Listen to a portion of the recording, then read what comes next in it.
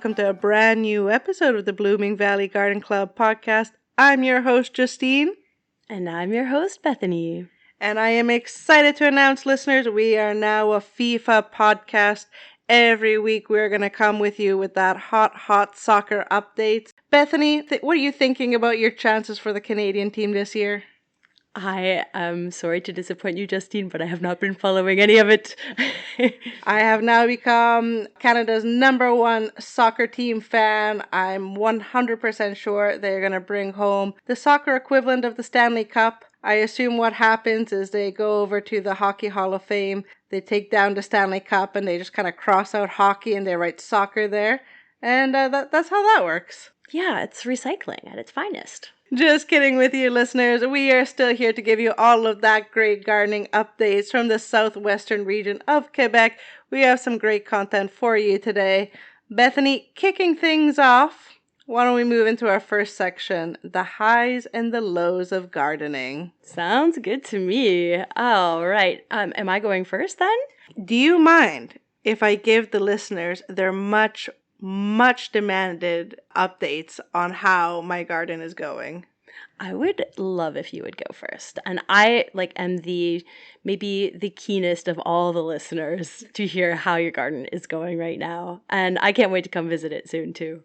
We are going to have you over for some barbecue, as promised. Very many promises. So kicking things off, listeners, if you are a beginner gardener and you are looking where to start, where to get your confidence as a gardener, I have to recommend to you radishes. They were done in 3 to 4 weeks.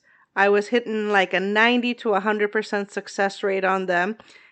Just the most fantastic, beautiful little bulbs. And not even like expensive seeds. Just regular seeds that I got. Yeah, they needed barely any watering. They were able to take a lot of abuse from heavy rains, hot suns, and they grew beautifully in 3 to 4 weeks.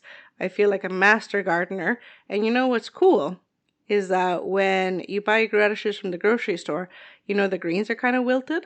Oh, yeah. Yeah, so when you make them from the garden, the greens are not wilted, so you can actually use them to make a pesto. So I saw that. You sent me a picture of what you made with it, and I just was so impressed that you were using the whole plant. And tell me what that pesto tasted like. Definitely spicier than like a regular basil pesto, but you lean into that, right? You use what you got, and it was pretty exciting. Yeah, radish pesto. My kid went crazy for it. Put a little bit with his scrambled eggs and fried rice. So big success there. So listeners, my #1 high this week, radishes. My #1 low this week, 100% of my herbs. I have planted coriander. I have planted parsley. I have planted chives. 100% failure rate. I don't know why. Oh no, so maybe the seeds were older, or were they brand new seeds from a new packet? They were brand new seeds. I don't know. I spaced them correctly. It is true that we did get some pretty punishing rains and some pretty hot summers. So maybe the conditions weren't right. But listeners, I'm batting 100% failure rate on all of my herbs. Don't know why. They just didn't have the will to live. Well, I don't think you should give up, my friend. I think you should try again, and hopefully the conditions will be more magical this time.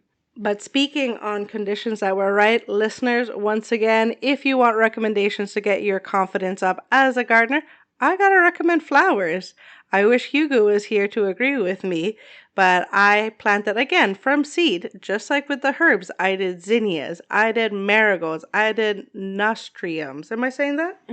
Nasturtiums, real close. Yeah, that's a lot of syllables. It was not close. Oh, well, you had the N and the S and the T and the R. I mean, there were a lot of things there. So I planted all 3, and I'm batting like an 80 to 95% success rate on them. And they look real happy. They're growing up real good. I think I'm going to get some flowers in a couple weeks. So again, listeners, you want to get your confidence up, radishes and flowers. And then once again, for my failures, for my low listeners, beans, 100% failure rate.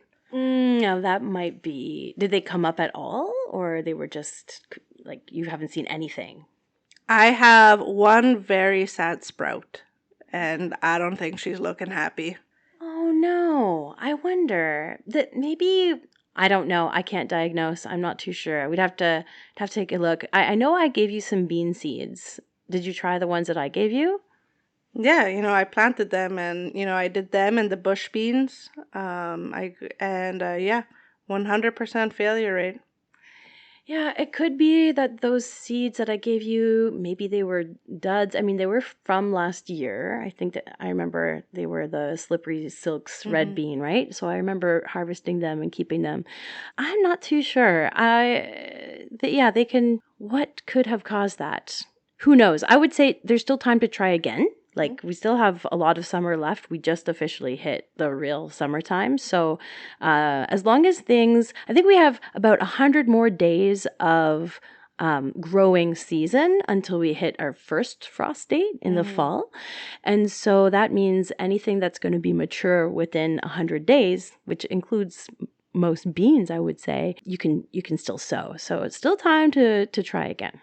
Amazing. So, Bethany, let the listeners know, what are your highs and what are your lows? I would say my highs and lows have been to do with weeding lately. So the high would be that I just adore this particular tool that I've been using nonstop to weed, and it's called Hori Hori, Hori, two times. Hori Hori. It's a little Japanese tool that it's a hand tool, and sometimes I'm using it when I'm on hands and knees. Sometimes I use it just sort of bent over at the waist, like standing. And sometimes I crouch down and use it, but it just makes such quick work of weeding between different plants. So I can't recommend it enough. Really love it. And then the low is that yeah, I'm like inundated by weeds like everybody right now. And, especially with things that are really small that I just planted last week, like little tiny carrot seedlings, for example. Sometimes it's, difficult to differentiate like what's a weed and what's the thing that I planted. So I think I'm just going to be a little bit patient and let things all sprout up a little bit more before I start weeding certain things like that. But yeah, highs and lows. I mean, I can't say it's a terrible low to have to weed. You kind of have to like it eventually. There's something that you do get a lot of satisfaction immediately from weeding. So I appreciate that. But sometimes it does feel like an endless task and you're just out there for hours. So yeah, it's hard, right? It's hard work. It is hard work, and it is both funny and a little bit devastating when you're like, wow, this plant, I must be doing a really great job taking care of it and watering it. Look how fast it's growing. Look how big and healthy it is. And then you take a closer look at it and you're like, it's a weed. It's a weed. I had one weed, I believe it's called a creeping Charlie. I'm not sure. I have them all over my lawn. That's how I was able to identify it. And I was like, wow, look, I'm growing oregano from seed because this was one of the herbs I was trying to grow. And I was like, my oregano is so happy. It's just sprouting like, an inch every day. And I was like, it's a weed. It's a weed. Oh yeah, that often happens. Yeah, I've definitely been there.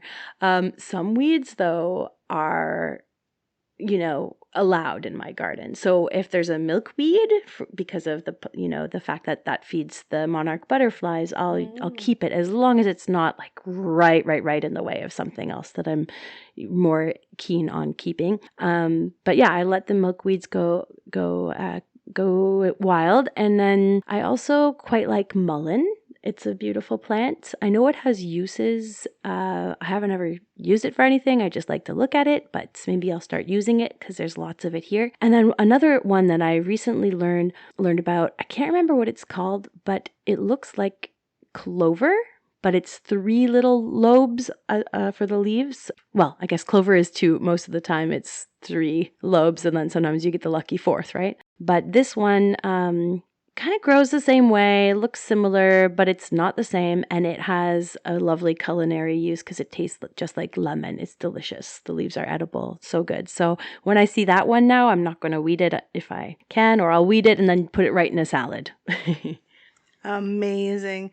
And with that, listeners, we are going to start moving into the Insider Pro tips because as you can see, Bethany is full of insider pro tips, and as a special treat for you listeners, we are about to introduce a special guest. Yes, we are. We are inviting the wonderful and lovely Lumyhna, who happens to be related to me by blood because she is my daughter, my one and only. So I'm so excited that Lulu is going to join us today.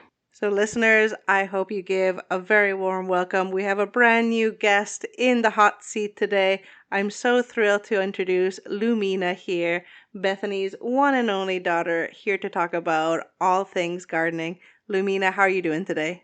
I'm doing pretty good. How are you? I'm doing very well. So I hear that just like your mom, you also enjoy gardening. Yeah, I really like gardening. It's very fun, especially because of my mom that I got inspired to do some gardening recently. Started my own garden with her help. That's amazing. So tell me, what are the things that you like to garden? Well, it's kind of only ever for gardening, just kind of helped sow seeds with my mom or help harvest things. So I'm not really an expert yet, I would say, but I'm definitely learning a lot of tips, and I'd say probably my favorite part of gardening so far has been harvesting potatoes. Is it hard to harvest potatoes? What's the process like? Well, it's basically like you take the green stem and you pull it out, and then underneath, sometimes attached to the bottom of it, there's a bunch of potatoes that live there, and then deeper down too, you'll find more just amazing potatoes, and it's very fun because it's like you're digging for treasure. That sounds so much fun. Is there like a type of potato that is like a particularly good type of potato to grow? I honestly don't know. I mean, I have a favorite type of potato, the russet potato. Very basic, but it's delicious. I'm not sure in these conditions. And so, speaking of conditions, one of the segments that we want to talk about is how to design your garden. And so, I want to pick your brain a little bit. If you have thoughts for somebody who maybe has a little bit of a shadier area in their backyard, maybe they don't get a lot of sun, or maybe they have a lot of trees. What do you think would be a good option for them to grow in those kind of conditions? Well, like I said earlier, I'm a bit of an amateur, so I'm not entirely sure, but my mom was telling me because I started my own garden this year in a shadier spot. She told me lettuce grows really well. There's some certain flowers like columbine and bleeding hearts that grow pretty well in the shade. It's that sort of thing. Amazing. Bethany, how about you? What are your thoughts on what is a good shady garden?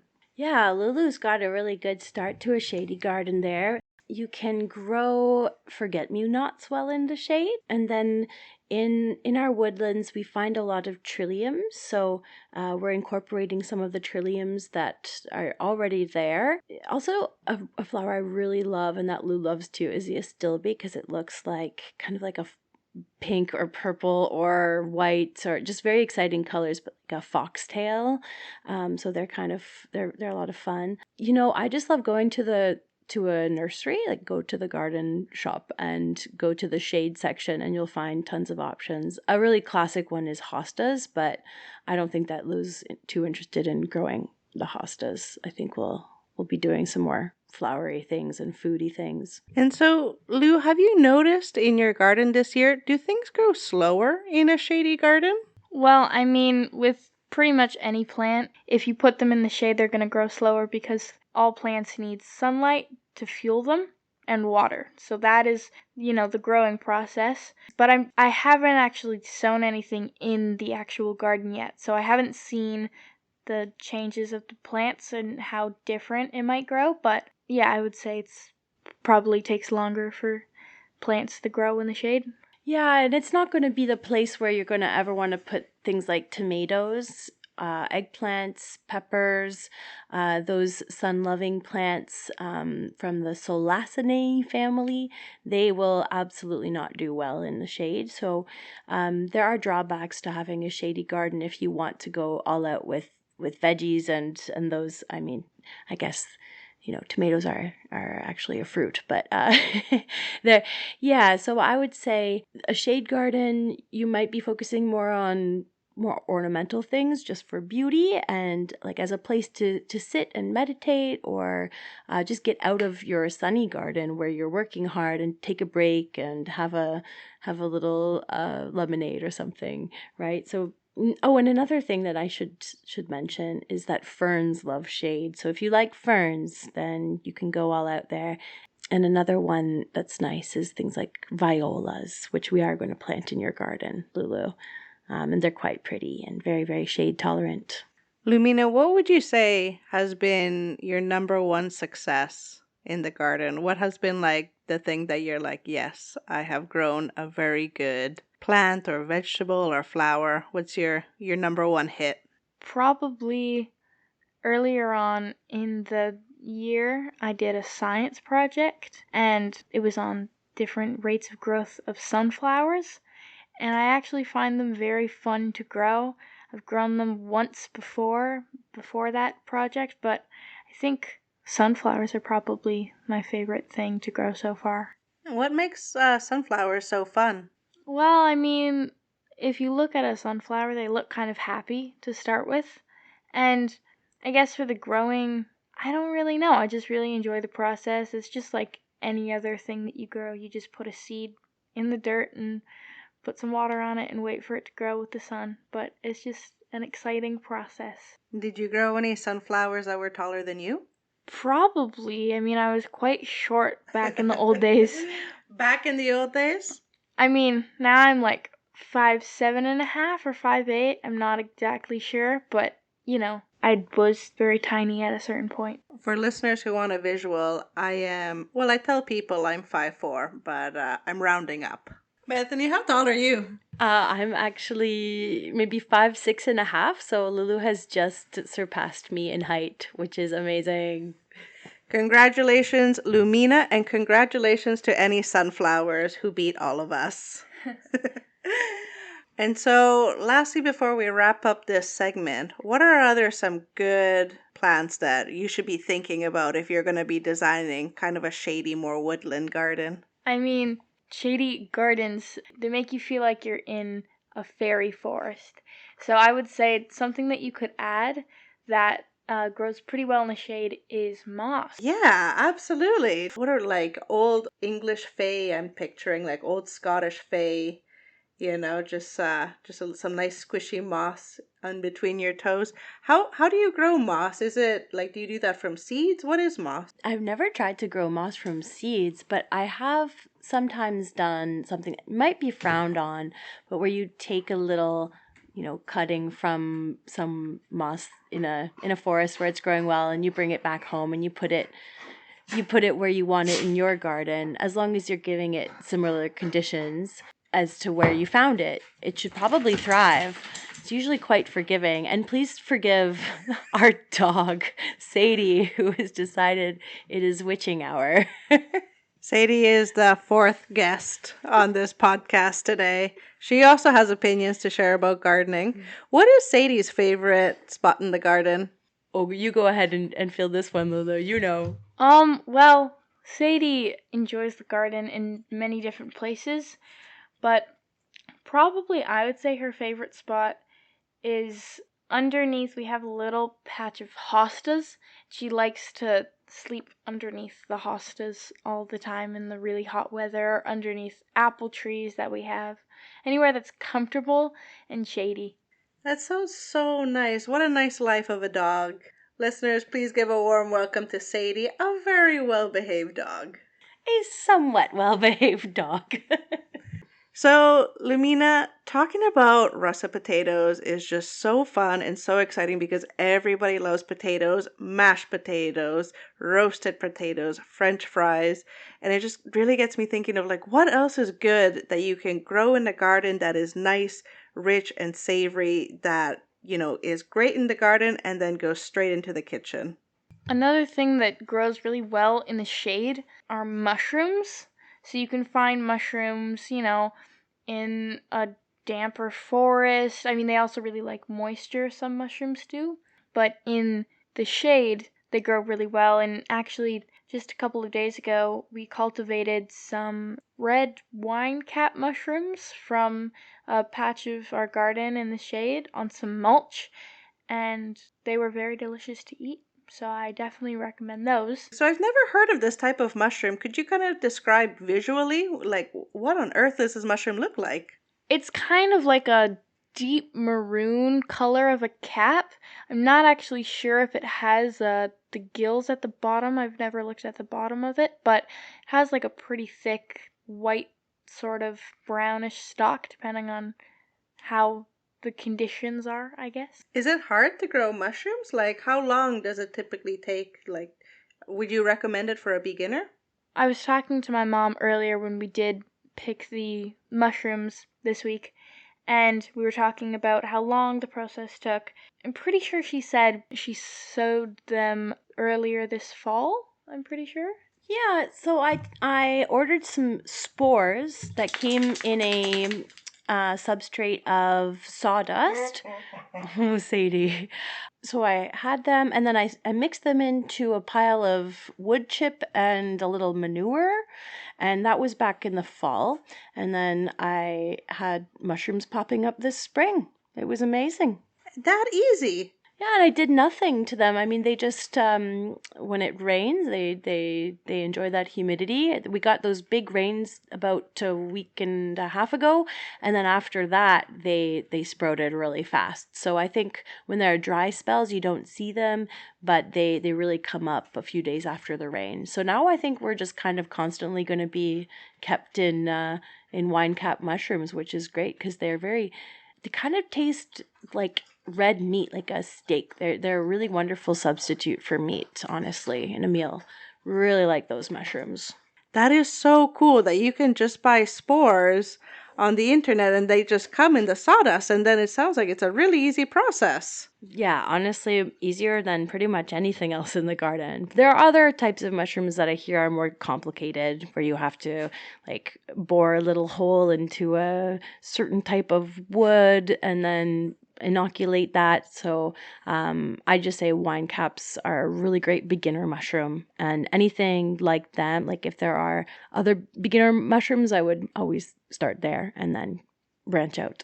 So listeners, if you want to also branch out into the world of mushrooms and you are a beginner just like me, we're going to have it linked in the show notes where you can buy mushrooms and start your own red cap mushroom feast. And so lastly, in our beautiful shaded garden that we have such a bounty of things that we can grow, are there any other things that we can grow in such a beautiful spot?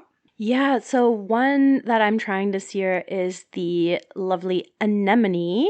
I think Nemo lived in there in his childhood home from Finding Nemo. I absolutely love that movie.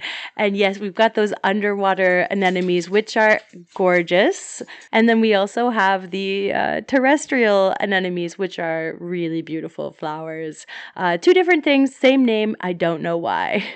All right, listeners. So now you have a bounty of options of incredible mushrooms and vegetables and flowers that you can grow in a shady garden or a woodland garden. So listeners, if you happen to have a garden that does not get a lot of sun, do not despair. You truly have a lot of options available for you. And now we are going to move on to our next segment, the segment that I truly learned the most from.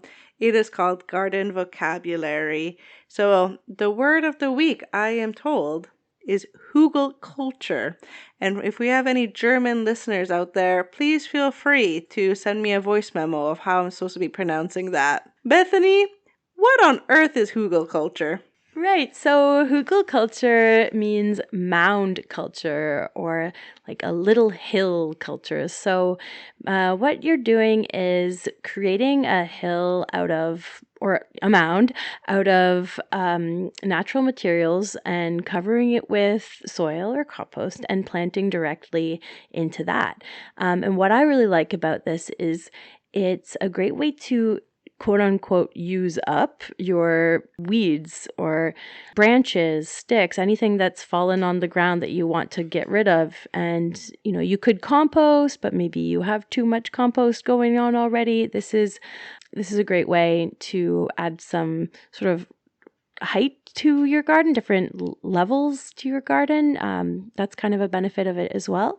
So that's how I've created Lulu's new garden, because we had so much weeding to do this spring.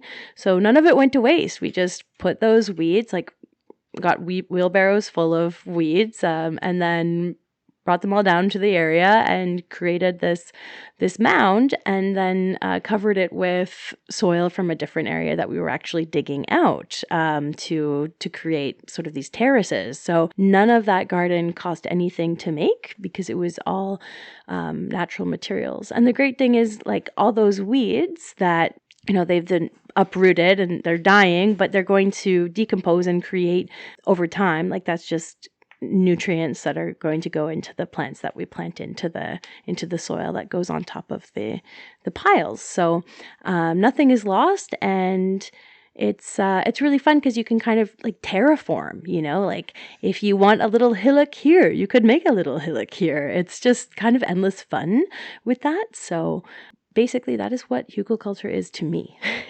Amazing. So, Lumyhna, can you kind of tell me, has it been different growing in this kind of garden?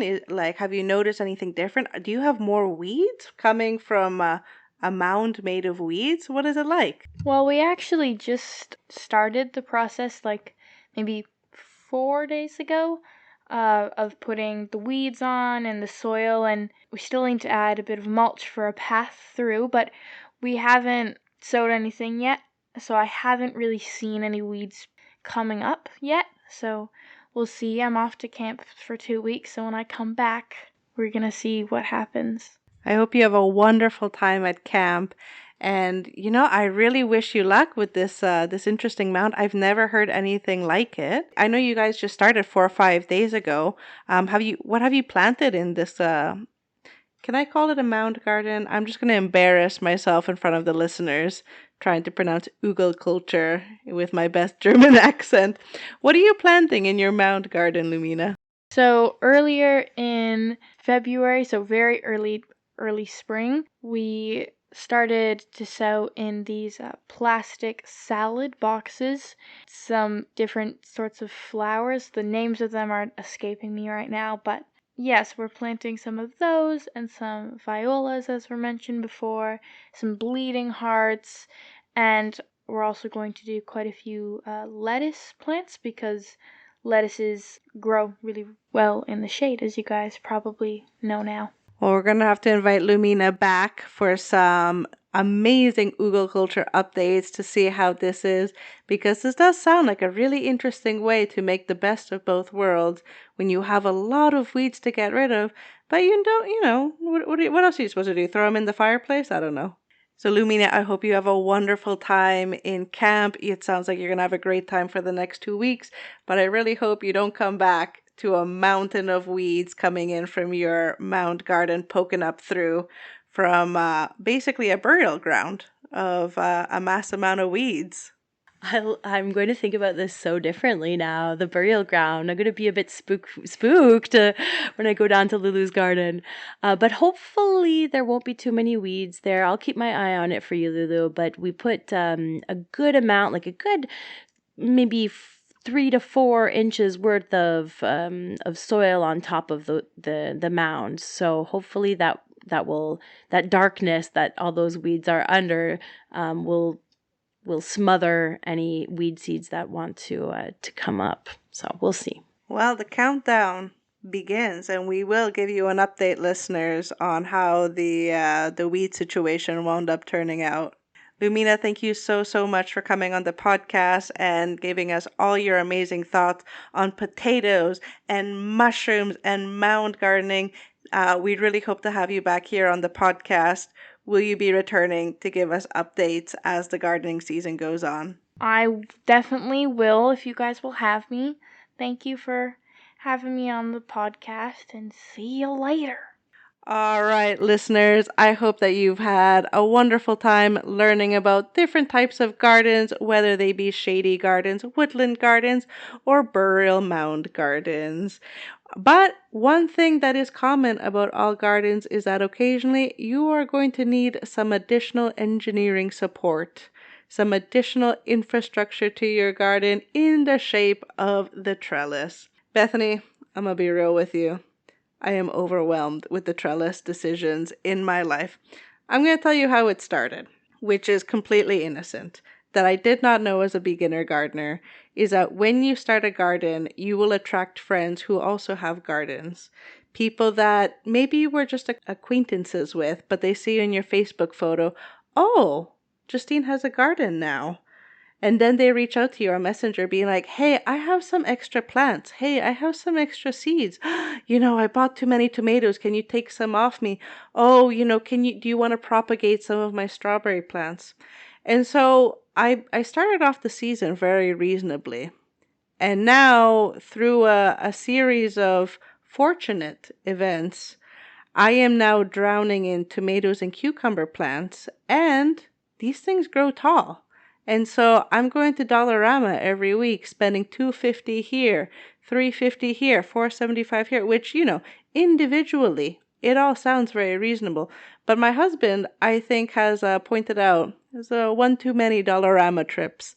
Bethany, save me. What are your thoughts on trellises? Why am I getting so overwhelmed here?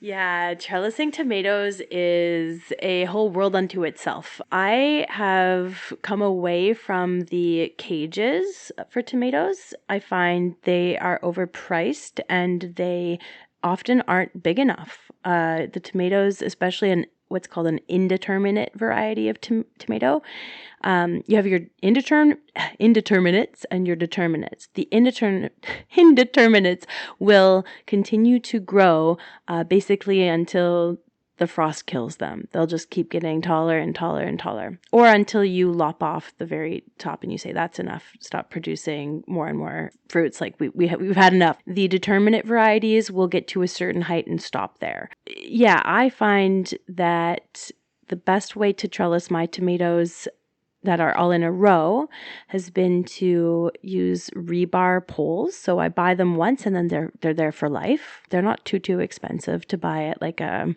Home Hardware or Rona. You stick them in the ground when it's time to start trellising, and then you use agricultural twine, which is not too expensive either, and a big roll of it will last you, depending on how long your row is, for either the whole season or for years if you're not doing tons of tomatoes. And then between the rebar poles, you're placing them about like 4 to 5 feet apart in your row. And then, this only works if your tomatoes are all in a line, basically, right? And then you're going to take the twine and wrap it around the first pole and go down the line of tomatoes. And you hit the next pole and you wrap it around that one, and you keep going down until you finish, and then you go on the other side on the way back. So you're basically cinching the tomato plants between the string that's on one side of them and the string on the other side of them, so that you do that as they're growing up maybe once every 10 days. And so you get this sort of hemming in of the tomatoes all the way up the rebar poles to about 6 feet up by the end, 6 feet tall. So that's a really handy way that's not too expensive and that you can use the same materials like year over year. All you have to do is just keep buying twine once that twine is sort of done for, right? It doesn't last forever. It doesn't hold up to the elements forever. But it is biodegradable, so that's great.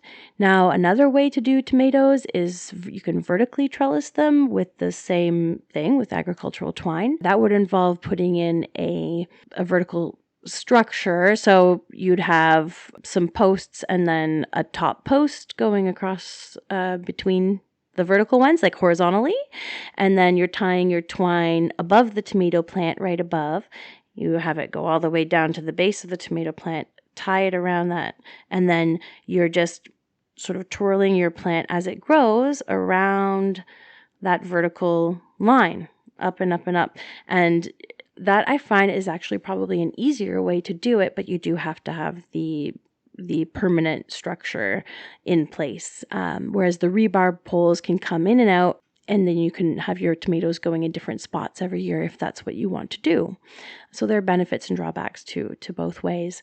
And then for your cucumbers, to be honest, because I am so new to cucumber growing, and it was actually you who inspired me to say, okay, this year I'm going to do it. I haven't fooled around too much with trellising them. They do, at the farm that I used to work at, we did the vertical trellising with the line coming from the top of the greenhouse, like a bar at the top of the greenhouse. You had a line coming down, just like I explained with the tomatoes being vertically trellised. So you're just twirling the top of the cucumber plant as it grows. When it gets a little bit too floppy to the side, you're just having it twirl right back up that line so it's going up nice and straight. And then, yeah, there are other things that need support, like climbing beans. Some beans are bush bean varieties, so just make sure you double check, is this a bush bean, in which case you don't need support for it, or is it a climbing one? You'll need support. Peas are vining plants as well, right? So, and there are all kinds of different options for, like, you could use chicken wire, you could use your fence to grow them up, you could use, you could really get creative and make something out of like bamboo or willow, or like sometimes people make the most beautiful trellises. You can make little like tripods out of sticks from a forest. That's what we did for our sweet peas with Hugo. We spent an afternoon making some lovely like sort of teepees, and they're super cute. So you can get creative. But yeah, it's an important consideration to make when you plant something that's going to need support. Might not look like it when you first plant it, but it will get there. Truly a rookie mistake, because you know what? Do you remember those beautiful tomatoes and aubergines you bought me? I thought it would be super cute to do a fun design where I go tomato aubergine, tomato aubergine, tomato aubergine, kind of like tall, short, just kind of like a visual kind of, different. This has made it a nightmare to trellis efficiently because I have different sizes of plants. So listeners, please learn from my mistake. Plan accordingly in terms of how tall you expect things to be and group them accordingly. Yeah, and it's not too late to transplant those, guys. If you want to take the aubergines and put them somewhere else, you can still do that. It's not too late. I may consider that. Maybe I'm going to have to invite you over, and you're going to have to give me some professional inside tips on how can I improve here and there. Oh, I would just love to come over to your garden. We're definitely doing that. Maybe next week. Yeah, absolutely. Maybe we'll do some nice barbecue, and I'll show you the smoker. Justine makes the best bacon in the world, by the way. I just want everybody to know that. It is delicious. It is one of the benefits of living out here is that I did get into smoking a couple years ago, and I feel like I have nailed the bacon recipe. Yeah, and when she said smoking, she doesn't mean smoking cigarettes. No, sadly, just a barbecue type of smoking. All right, perfect. So now we have all the information we need to get a good start on thinking about the engineering infrastructure that our garden needs to really get some nice support for those big plants that, honestly, bigger than you may think. Especially if you're starting out like me. And so finally, to close out, listeners, we're going to give you a few safety tips, as it does seem that we are going to have a rainier than expected summer. So listeners, just as we gave you tips about the heat and the sun, we also have tips about the rain. So listeners, I'm the first one to tell you, I am neither made of sugar nor chocolate. I am not afraid of the rain whatsoever. I have a raincoat. I have rain boots. I will garden in the rain. I will walk in the rain. I'll bike home in the rain. But what I will not do is hang out outside once I hear thunder and lightning. Let me tell you, listeners, once I see that flash in the sky or I hear a rumble, it's time to go inside.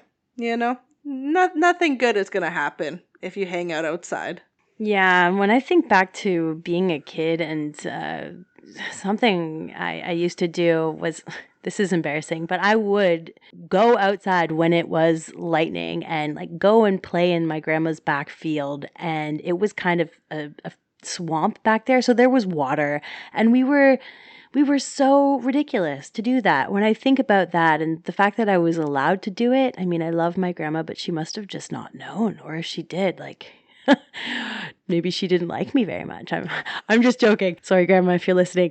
Obviously, she loved me very much, but it was super dangerous to do that, and I would not let my daughter do that, and I would not do it myself today, because you really can get hit by lightning. Like, it's a real thing.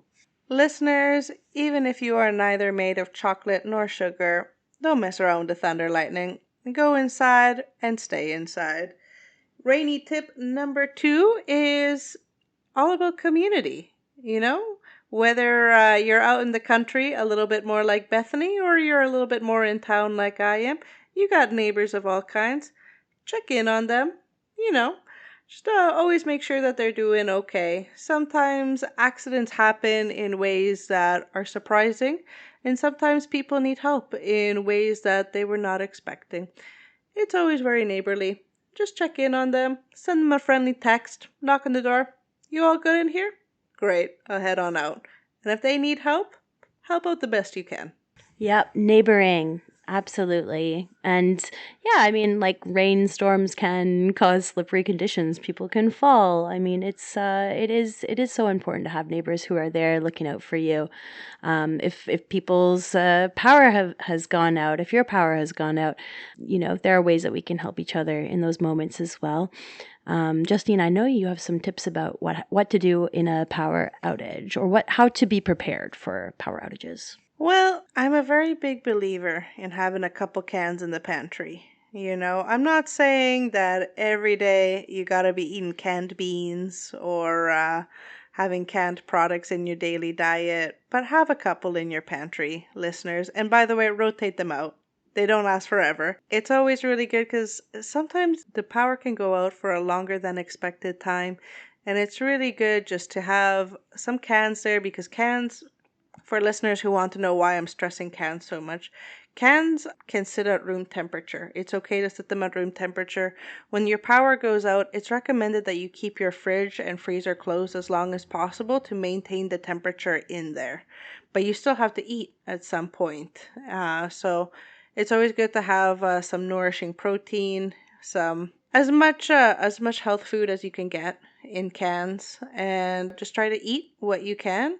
And so for any dear younger listeners who may or may not identify with the term Zoomer, I'm just going to let you know now, as an elder millennial, you need a can opener if you got a can. It's okay. You go to Dollarama, go to Value Village. Don't buy the fancy electric can opener, because you don't want to be fiddling around with batteries or anything like that in a power outage. Just get the manual hand crank can opener. Stick it in your drawer, buy a couple of cans in the pantry, and thank me when the power goes out. Yeah, like, it's and practice using that can opener so you know how when the time comes, because it can be tricky. You don't want to be fiddling with the first time trying to open a can in the darkness. No, that's a good way to slice your thumb off. Yeah, and then you got another emergency. Yeah, you should probably also have, a little first aid kit while you're at it. I'm thinking a flashlight, right? What else do we need in the case of a power outage, Justine? Some water? Yeah, listeners, I think the recommendation is 1 liter per person. Just always stowed away. Again, unfortunately, I am sorry to say you do actually have to rotate the water in and out. Water cannot stay in plastic indefinitely. I know it's kind of a pain to find a closet that can find all of these things, but I do recommend having some potable water that you can at least soak some oatmeal in in cases of emergencies. Yeah, that's a big one.